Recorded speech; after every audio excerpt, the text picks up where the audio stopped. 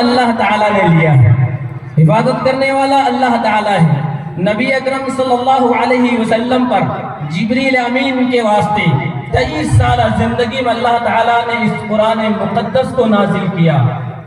جب جبریل امین علیہ السلام تشریف لاتے تھے تو نبی اکرم صلی اللہ علیہ وسلم آپ کے ساتھ جلدی قرآن پڑھنے لگتے تھے تاکہ آپ پڑھ لیں، کبھی ہم بھول نہ جائیں گے۔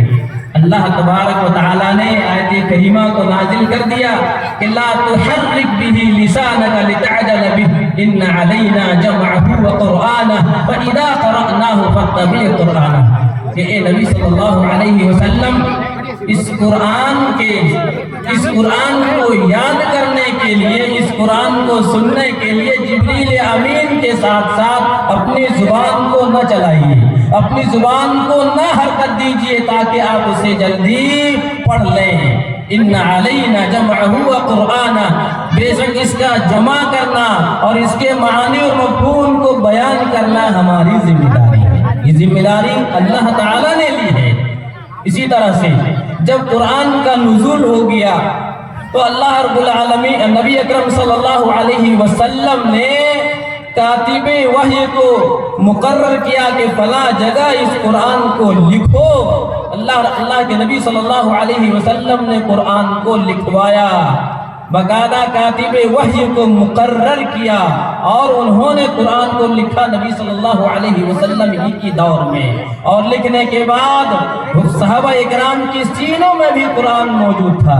اس طرح سے سینوں کے اندر بھی محفوظ اور صحیفے کے اندر بھی موجود، اور پہلے جو جمع کیا ابو بکر صدیق رضی اللہ تعالی عنہ کے دور میں، لیکن ایک جگہ نہیں، مختلف چیزوں میں، مختلف شکل میں، مختلف چیزوں میں ان کو جمع کیا۔ اس کے بعد جب عثمان غنی رضی اللہ تعالی عنہ کا دور آیا تو اس وقت سارے نسخوں کو ملا کر ایک نسخے میں کیا کر دیا، لکھوا دیا، اور اب تک یہ نسخہ آپ یہاں دیکھیں، پاکستان میں دیکھیں، سعودی عرب میں دیکھیں، دنیا کی کسی بھی خطے میں دیکھیں، اسی ایک لفظ کے اندر کوئی چینجنگ نہیں آئے گی، ایک لفظ کے اندر چینجنگ نہیں آئے گی۔ اللہ تعالیٰ نے فرمایا ان علینا جمعہ وقرآنہ، بے شک اس کا جمع کرنا اور اس کو آپ کی زبان سے بیان کرنا یہ ہماری ذمہ داری ہے۔ تو قرآن کی حفاظت کے ذمہ اللہ تبارک و تعالیٰ نے لے لیا ہے۔ یہ عظیم کتاب ہے، یہ کتاب عظیم کتاب ہے۔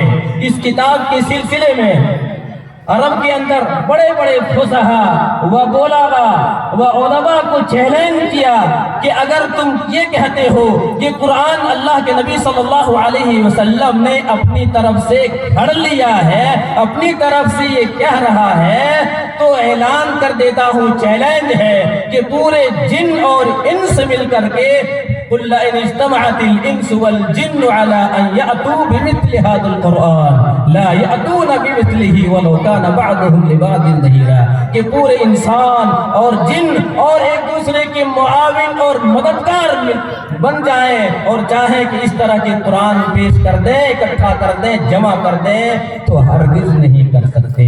قرآن کو کیا پھر چیلنج کیا کہ پورا قرآن تو نہیں لا سکتے ہو، بلکہ تم کو یہ چیلنج ہے۔ اللہ رب العالمین نے فرمایا 12ویں پارے کے اندر قل فأتوا بعشر سور، کہ 10 آیتیں ہی، 10 سورتیں ہی تم جمع کر دو، لے آؤ 10 سورتیں، بعشر سور مثلہ، 10 سورتوں کو نہیں لا سکتے ہو تو ایک سورت بھی لا کر کے دکھا دو۔ یہ کہتے ہو کہ یہ آسمانی کتاب نہیں ہے، اللہ تبارک و تعالیٰ نے اس قرآن کو نازل نہیں کیا ہے، تو قل فأتوا بسورۃ من مثلہ، قل فأتوا بسورۃ من مثلہ، کہ اس جیسی ایک سورت ہی کو لا کر کے دکھا دو۔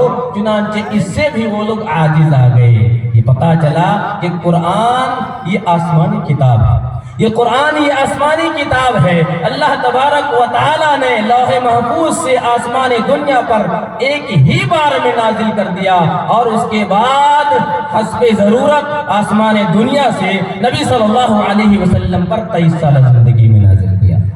یہ قرآن کی اتنی فضیلت ہے کہ اللہ کے نبی صلی اللہ علیہ وسلم نے بیان فرمایا اقرأ القرآن، قرآن کو پڑھو۔ آج ہم نے قرآن کو پڑھنا چھوڑ دیا ہے، قرآن کو بالائے طاق رکھ دیا ہے، قرآن کے مطابق عمل کرنا چھوڑ دیا ہے، قرآن کو دستور حیات بنانا چاہیے اس کو بھی ہم نے چھوڑ دیا ہے۔ آج قرآن کو سنتے ہیں ضرور لیکن اس پر عمل نہیں کرتے ہیں۔ اللہ کے نبی صلی اللہ علیہ وسلم نے بیان فرمایا کہ قرآن پڑھو، یہ قرآن کل قیامت کے روز اپنے پڑھنے والوں کے لیے سفارش کرے گا، شفاعت کرے گا۔ کون؟ یہ قرآن۔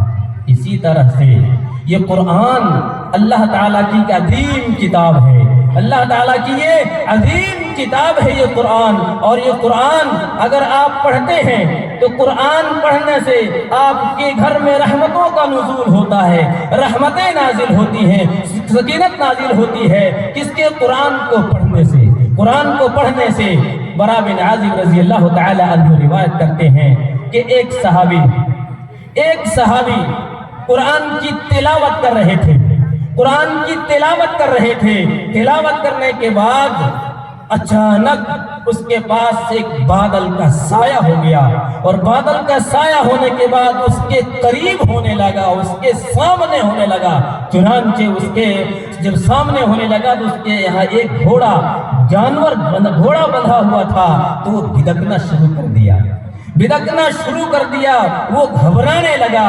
گھبرانے کے بعد جب یہ معاملہ رات کا معاملہ تھا، جب صبح ہوئی تو اللہ کے نبی صلی اللہ علیہ وسلم کے پاس انہوں نے اس واقعے کو بیان کیا، تو اللہ کے نبی صلی اللہ علیہ وسلم نے بیان فرمایا کہ تمہارے گھر میں رحمت کے فرشتے آئے ہوئے تھے، رحمت کے فرشتے آئے ہوئے تھے۔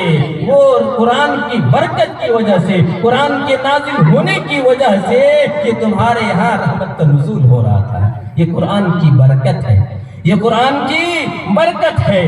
اسی طرح سے جو قرآن کے مطابق عمل کرتے ہیں، وہ جو قرآن پڑھتے ہیں، وہ اہل القرآن ہیں، یہ اللہ والے ہیں، اللہ کے خاص بندے ہیں۔ کون؟ جو قرآن کی تلاوت کرتے ہیں، جو قرآن کی تلاوت کرتے ہیں وہ اللہ کے خاص بندے ہیں۔